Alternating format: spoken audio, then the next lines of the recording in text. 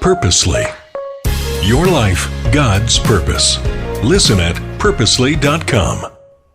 When it comes to conflict, I think people tend to go one of two ways. Either all in or completely avoidant.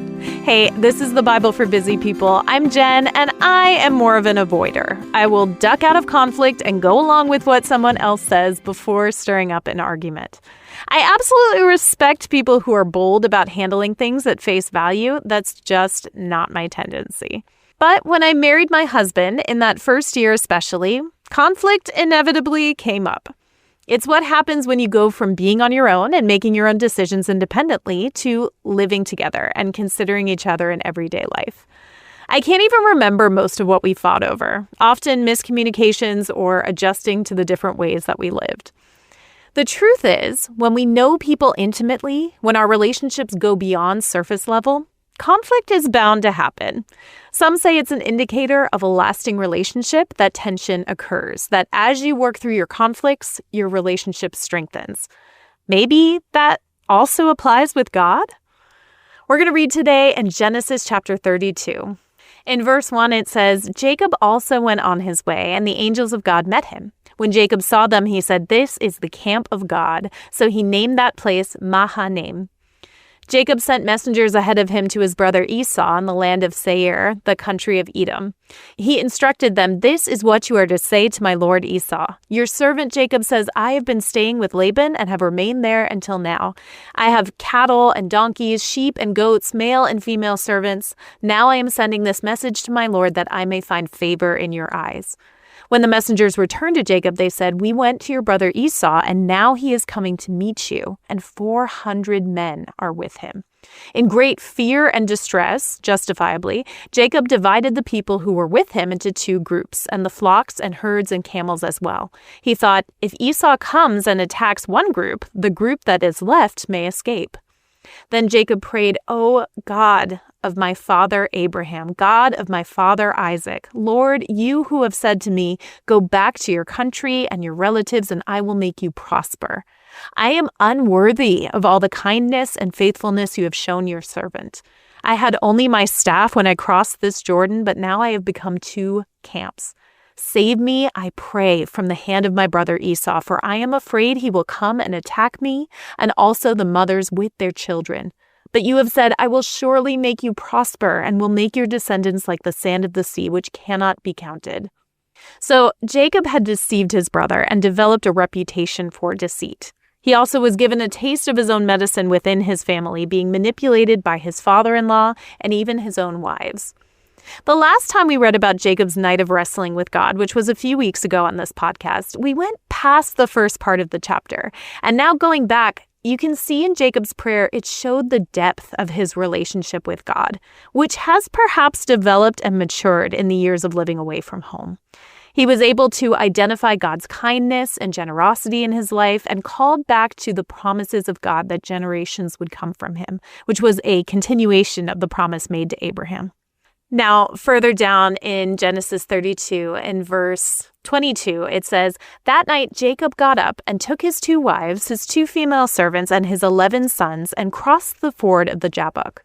After he had sent them across the stream, he sent over all his possessions. So Jacob was left alone, and a man wrestled with him till daybreak. When the man saw that he could not overpower him, he touched the socket of Jacob's hip, so that his hip was wrenched as he wrestled with the man. Then the man said, 'Let me go, for it is daybreak.' But Jacob replied, 'I will not let you go unless you bless me.' The man asked him, 'What is your name?' 'Jacob,' he answered. Then the man said, 'Your name will no longer be Jacob, but Israel, because you have struggled with God and with humans and have overcome.' Jacob said, 'Please tell me your name.' But he replied, 'Why do you ask my name?' Then he blessed him there.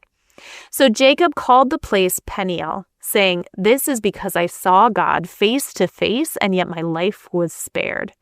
The sun rose above him as he passed Peniel, and he was limping because of his hip. Therefore, to this day, the Israelites do not eat the tendon attached to the socket of the hip, because the socket of Jacob's hip was touched near the tendon." So something I noticed the last time we read this passage was how their interaction between God and Jacob was physical. And how significant that was. Jacob was in a period of tension and anxiety about what would happen next. And instead of sitting down with him and reasoning with him, God met him in that tension and wrestled with him. I think it was something physical that Jacob needed to work out. It says that Jacob wrestled with the man all night, and to win, the man had to wrench Jacob's hip socket. Whether or not Jacob knew that the stranger was divine before that, Matthew Henry's commentary notes that this would have been the thing to reveal that the wrestler was supernatural, because a man could not have accomplished that with a single touch. Jacob was so persistent that he held on and wouldn't let go without a blessing, even though he was injured. And God honored Jacob for this. John E. Anderson writes on the Working Preacher blog, Jacob/Israel's refusal to let go of God is what raw, honest faith looks like.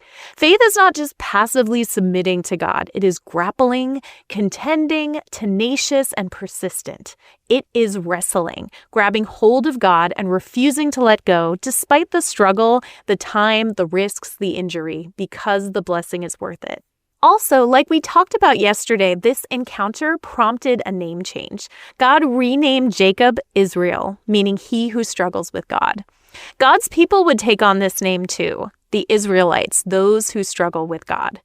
It doesn't sound promising, but then again, God honored Jacob for the wrestling. While Israel's struggle would sometimes result in their own detriment, it also would help them to make the decision to follow and obey God. Even when it was a struggle, it went back and forth. To be in deep relationship with God is going to mean wrestling or struggling or tension, and that's okay. The things in life worth having are worth fighting for. And God honors our struggle, especially when in the struggle we hold out for the blessing, believing God to be who God claims to be. This can involve, like Jacob did, going back over the generosity of God, the honesty of the struggle, and the recalling of God's promises to us. When's the last time you wrestled with God? Is there a struggle in your life now that you haven't brought to God yet? I'll leave you with those questions. Let's talk again tomorrow. If you are listening to this podcast, I'm going to assume two things about you. First of all, that you're a busy person, and second, that you are in need of a restful break. Cannon Beach Conference Center is the place for a beautiful coastal retreat. Whether it's one of their enriching conferences or your own church or ministry event, you can find out more at 800-745-1546 or visit cbcc.net. Thank you to Cannon Beach Conference Center for sponsoring the Bible for Busy People. Thank you for listening to The Bible for Busy People. If you need prayer or want to go deeper in your faith, visit our show notes. Will you take a moment to share with a friend and leave a review? It helps the Bible get into even more people's minds and hearts. Find more podcasts that will recharge you at purposely.com.